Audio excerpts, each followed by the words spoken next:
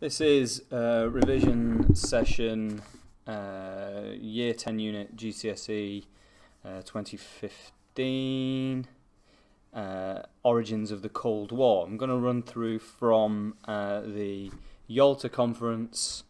I'm going to start with ideology actually. I'm going to do ideology, look at the Yalta Conference, the Potsdam Conference, the atomic bomb, Soviet expansion, Truman Doctrine, Marshall Plan, Cominform and Comecon, and the Berlin Blockade and airlift. It's going to be a bit whistle stop, but I am going to try and DEA where possible. Okay, so first of all, ideological conflict. The reason why these two power blocks hated one another, they were diametrically opposed on many levels. So, East USSR, West, largely the USA, but also including Western Europe. So, starting with the East, we're going to compare them in terms of government, human rights records, society, economy, and culture. Okay, so in terms of government, the USSR, a one-party state, only the Communist Party allowed, not a democracy. Okay, in the West, a democracy. So in that sense, opposed. Human rights abuse is rife in the USSR. Limits on free speech, travel, worship, etc. People were arrested if they said anything bad about the government. In the West, fewer limits on human and civil rights. Freedom to congregate, oppose the government, free elections to a degree, etc. Society, in the USSR, living standards tended to be lower than in the West. People tended to be poorer on average. Less discrepancy between the rich and the poor as well. People tended to earn similar amounts depending on what their job was. In the West, higher living standards in general, but a greater disparity, greater difference between rich and poor. Economy, in the USSR, government-run economy, factories, farms, publicly owned, profits used for the public good, in theory. And in the West, in the USA, a free market economy where people were free to make money, profits going to the company and individual shareholders, etc. Okay. So they're the reasons why there was that kind of difference. Just so you have an understanding, it's unlikely you'll get a question on that per se, but be aware of the differences between the two, the kind of cultures and economy and government, the differences between the two. Okay, so the Yalta Conference. Describe the Yalta Conference. Just before the end of the war, they decide what to do with Germany after its defeat. Yalta's in the Crimea, part of the USSR, and the conference was attended by Stalin, Roosevelt, the American president, and Churchill as British Prime Minister. Meeting was regarded as a success, and the leaders agreed on the following things. Germany was to be divided into 4 zones occupied by Britain, France, the USA, and the USSR. Although Berlin, the capital of Germany, was in the Soviet zone, it too was divided into these 4 zones. Okay, and the final point was Nazi war criminals were going to be hunted down and tried for their crimes. Another lesser point was free elections were going to be held in the states of Eastern Europe once it had been freed from German control. Stalin agreed to that at this stage. Note when we move on to Potsdam that he's not quite so keen on that anymore. Stalin also agreed to enter the war against Japan in return for Soviet gains in the Far East. A United Nations organization would be set up to replace the League of Nations.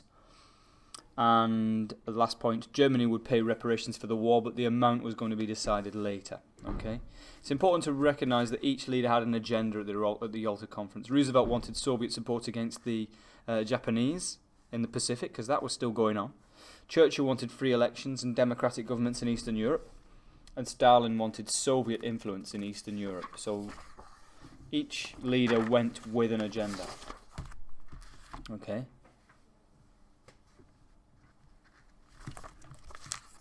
But there were agreements at Yalta, so it was a nice fluffy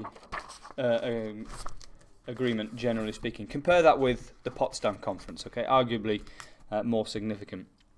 What changed from Yalta to Potsdam? Okay, so Potsdam was held in later in 1945. Roosevelt had died in April and was replaced by Truman. Truman was more suspicious of Stalin and did not get on with him as well. So different players. Also, the British Prime Minister Churchill had been replaced by Clement Attlee. So we've got Truman and Attlee replacing Roosevelt and Churchill. So different players. But Stalin remains the same. Stalin's also there at Potsdam. So the agreement for free elections in Eastern Europe was kicked out. Okay, so Stalin's no longer agreeing to that. Stalin's insisting on communism in Poland and East Germany, and the atomic bomb had been developed. Okay, so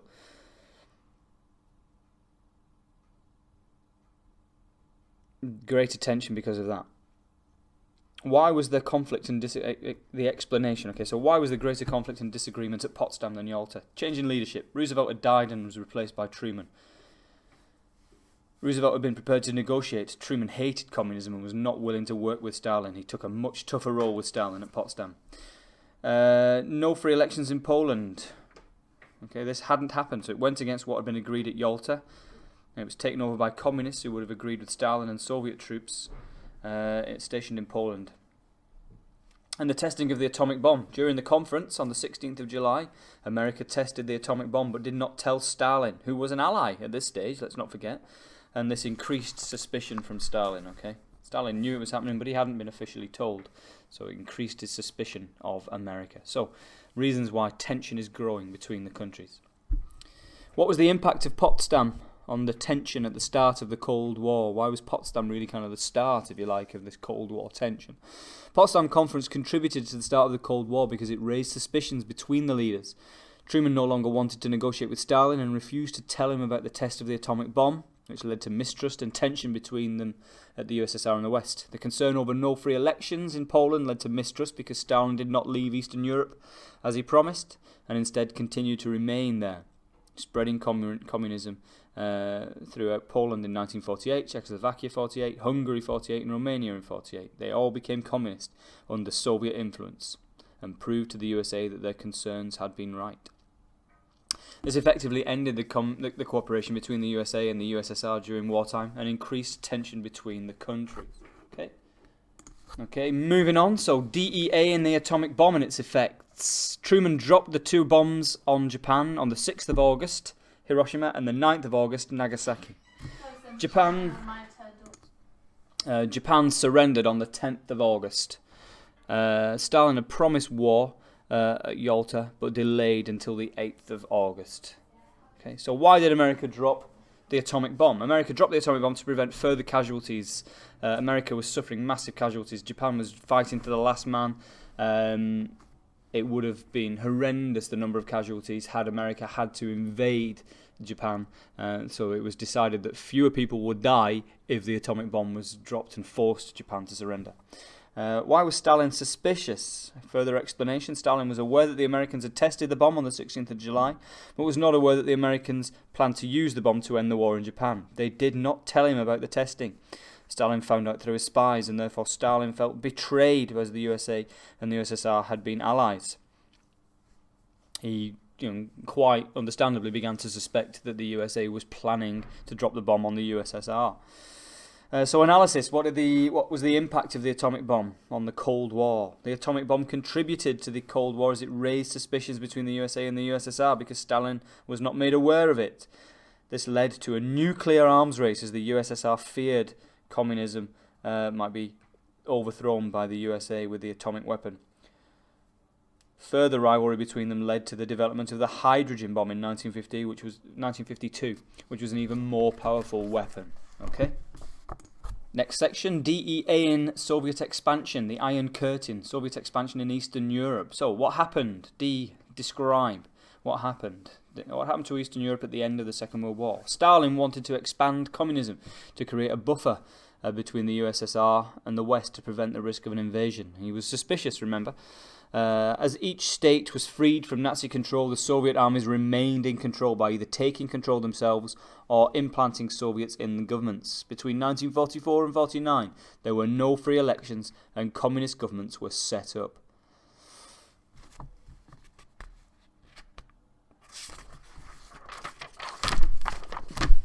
Why did Stalin want a communist barrier? Stalin wanted a communist barrier due to the Nazi invasion of Soviet Russia in 1941. He knew that communism was hated by Western governments, and he wanted to make sure that the USSR wasn't invaded again. His fears were kind of justified a little bit by the atomic bomb testing and dropping on the 6th and 9th of August. Next explanation: why was the USSR able to spread communism in Eastern Europe? The USSR set up a coalition government in Czechoslovakia in 1946, but the communists were able to gain power in 1948 because the USSR purged the civil service. Jan Masag was also murdered, and the security police moved in. Also, the USSR directly ruled Germany by moving their industrial machinery and resources to the USSR, so German scientists moved to the USSR. East Germany then became the Communist German Democratic Republic, the GDR, in 1949. In Poland, the USSR refused to have free elections, so stopped a coalition government in 1945. Communists in Hungary got 70% of the vote, but opposition was stomped out, and communist rule was established in 1948. Further explanation: why were Churchill and Truman concerned? Remember, the USSR had promised, along with other powers, at the Yalta Conference that all countries once freed from German control should be given free elections, but these things didn't happen. Okay, so understandably, Churchill and Truman... Churchill by this time. Churchill was again Prime Minister from 1955. Churchill was again upset with the USSR, and Truman too. Claimed they should make a dash for Berlin because he feared an Iron Curtain. He said this in a speech, actually. He used this phrase, the Iron Curtain had descended, meaning that East and West Europe were no longer really on speaking terms. They feared the spread of communism through towards the West, where no freedom of speech, no free press. This worried people in the West, understandably. Assessment and our analysis: why was Soviet expansion important? What was the significance, the consequences of Soviet expansion? Okay, Soviet expansion was significant in causing the Cold War because they had gone against their word at Yalta by not giving free elections and putting communist governments in place in countries such as Poland, Hungary, East Germany and Czechoslovakia. This concerned Britain and the USA because they were afraid that communism was spreading throughout Europe, which worried them as they were not granted freedom to choose who they wanted to be governed by, which betrays the promise the USSR made at Yalta. Because of this, in 1947 came the start of the Truman Doctrine, which was a US commitment to contain communism. For example, providing $400 million to Greece and Turkey to prevent them from becoming communist, which led to the Cold War as America felt threatened by the spread of communism by the USSR. Soviet expansion therefore also led to the implementation of the Marshall Plan by providing $17 billion to help contain communism and ensure it did not spread through poverty in war-torn Europe. This led in turn to the Cominform, which we'll look at in a minute, as a result in order to make communist countries strong like the West. Okay, so direct consequences of the spread of communism were the Truman Doctrine and the Marshall Plan by the West, and Cominform in the East. Okay, so the Cold War is ratcheting up a gear as a result of this. Stalin not living up to his promises at Yalta. Okay, 1947, the Truman Doctrine. What was the Truman Doctrine? It was a statement of intent made by President Truman in Congress in March 1947 that committed the USA to preserving freedom from subjugation or conquest, effectively stating that America would defend countries against the communist USSR, even though he did not mention the USSR by name. Okay, as part of the Truman Doctrine persuaded Congress to grant $400 million to support Greece and Turkey against the spread of communism, to stop Greece and Turkey from becoming communist. Okay, why did Truman commit to the Truman Doctrine? In Greece, as Turkey had Soviet troops on its border in 1947, it was under direct threat from communism, which could lead to Greece becoming surrounded and being forced to become communist.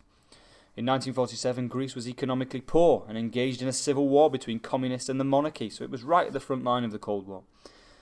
Britain, which had freed Greece from Nazi control, could no longer afford to help the Greek king fight communism. So Truman asked for $400 million to support Greece and Turkey to contain the spread of communism. Truman feared something called the domino effect. He feared that if one country fell, then others would follow, and communism would eventually spread throughout the world. That was the domino effect. Okay. In Turkey, communism thrived in poor countries, such as when Turkey asked for money to modernise itself and defend against communism. Truman was keen to invest and used economic power to stop the spread of communism. In short, when people are fairly well off, they tend not to be pushed to the extremes. So if Turkey and Greece could be made to be a little bit more wealthy, then it was unlikely that they would become communist. Okay. So assessed or analyse what was the effect of the Truman Doctrine, why was it significant, what was the consequences, okay? The Truman Doctrine caused tension as it showed clearly that America did not like communism and would try to stop it from spreading and try to contain it. That's basically the essence of the Truman Doctrine, containment. Although it did not name communism, it was clear that this was what they were talking about. Okay, so they committed to this policy of containment of communism, and this is often regarded as the actual start of the Cold War, the statement of intent by Truman in 1947 to contain communism. Furthermore, one impact of the Truman Doctrine was the Marshall Plan, which was critically created as America thought Europe would fall to communism through poverty, so it provided $17 billion to strengthen countries against this threat. This caused tension as the USSR believed that the USA was using dollar imperialism. Okay, that's the phrase, dollar imperialism, bribing countries to become dependent on the USA.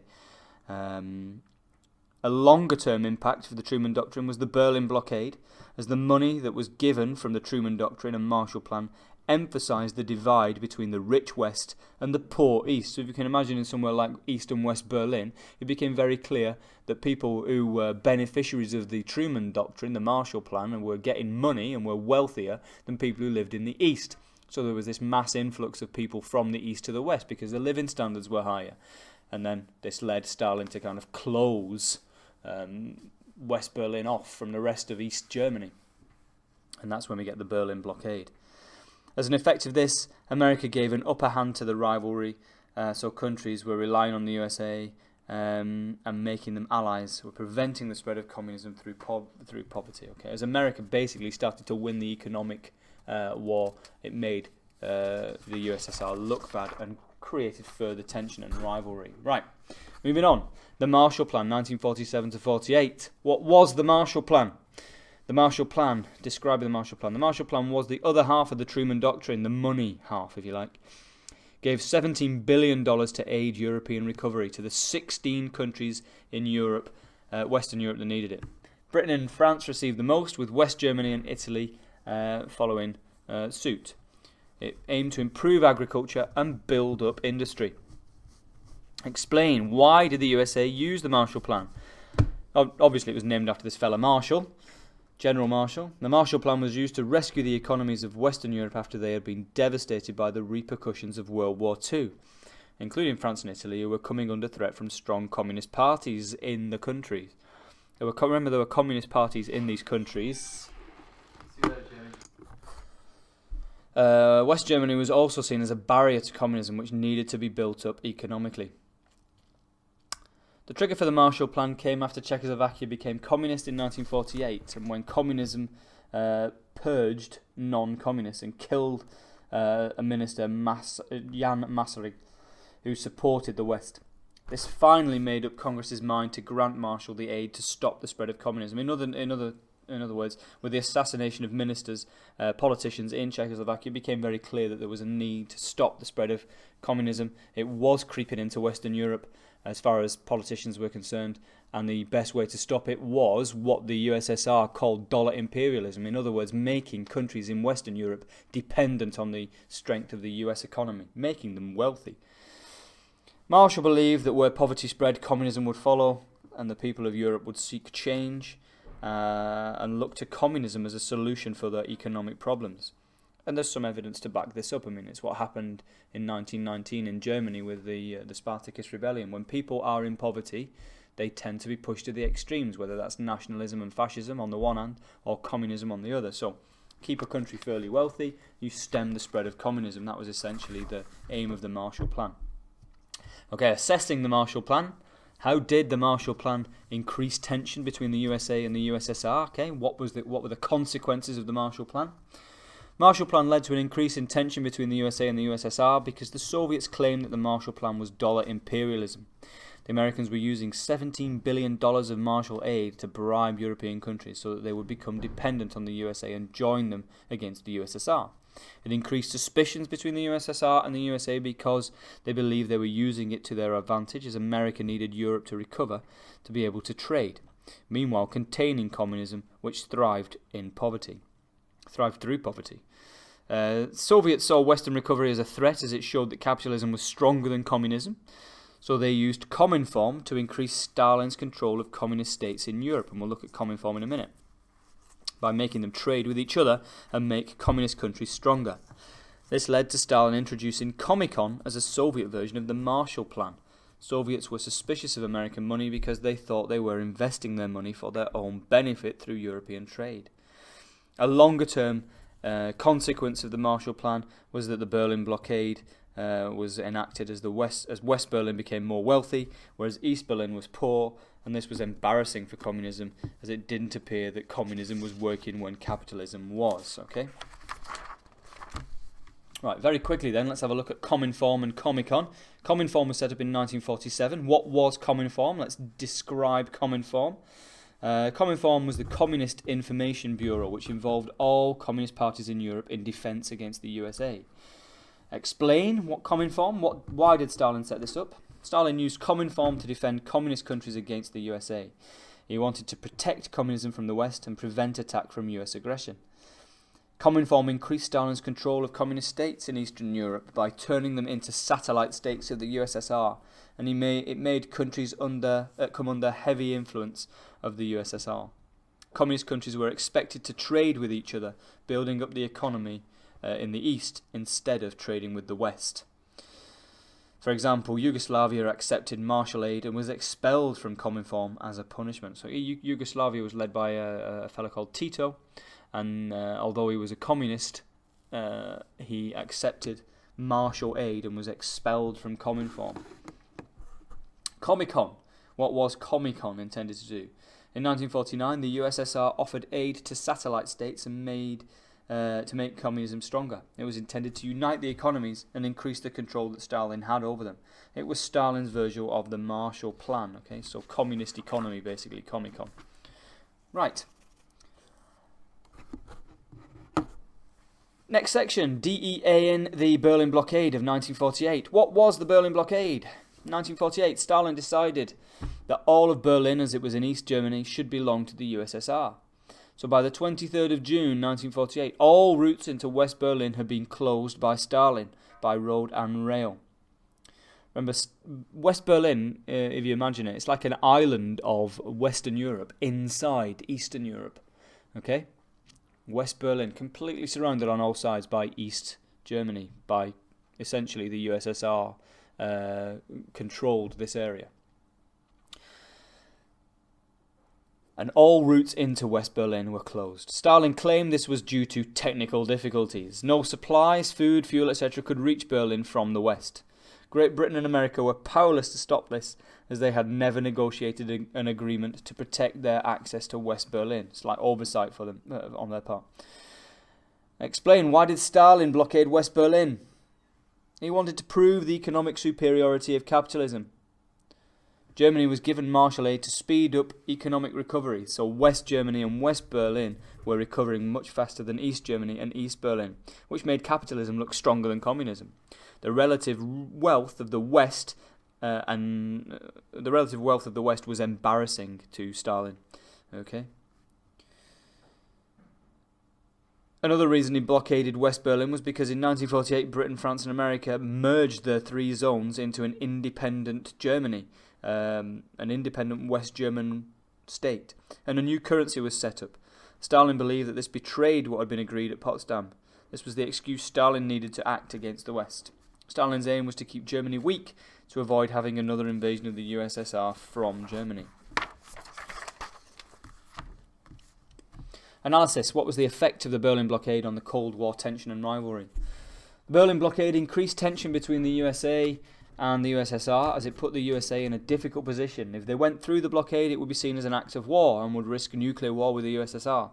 If the USA let the blockade happen, containment would fail and West Berlin would fall to communism, which would put West Germany at risk due to the domino effect. Remember that.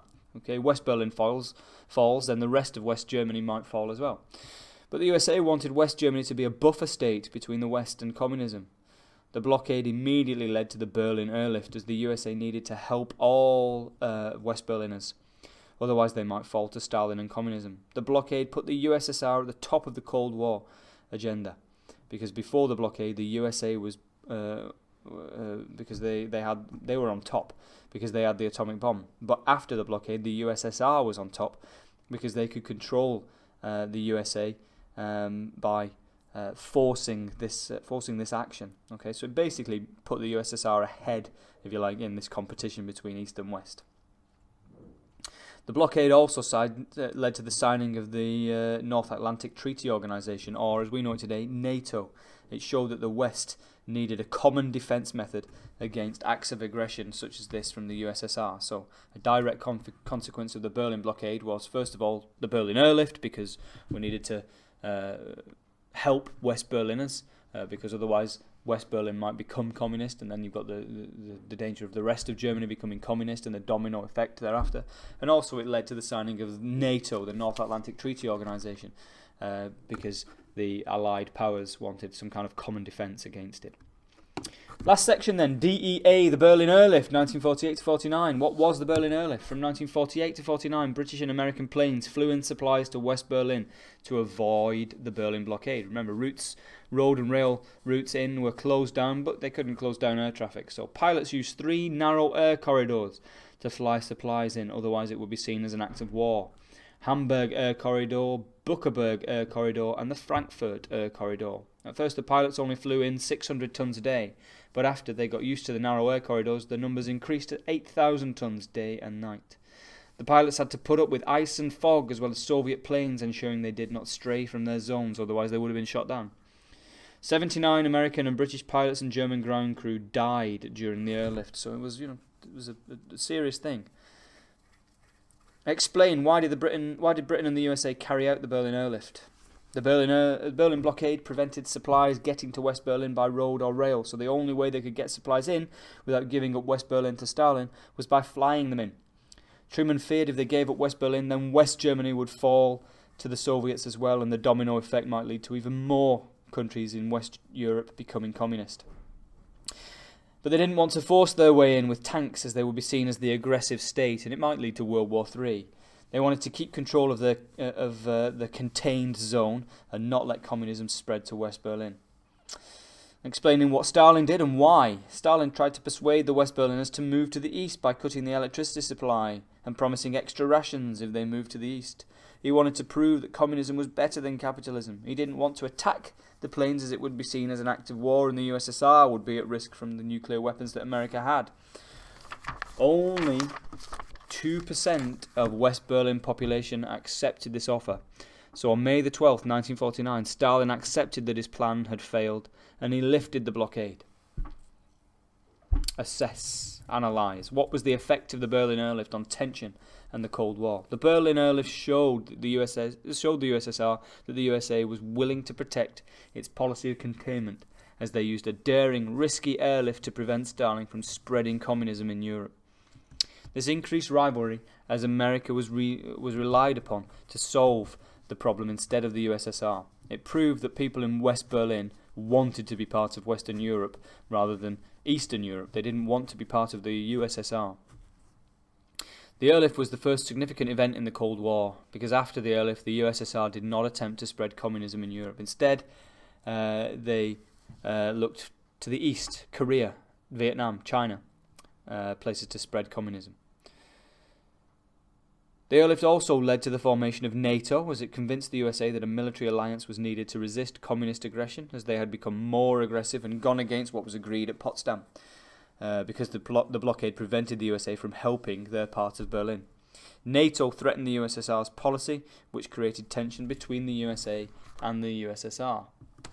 And that is basically that part of this section, this topic. Okay.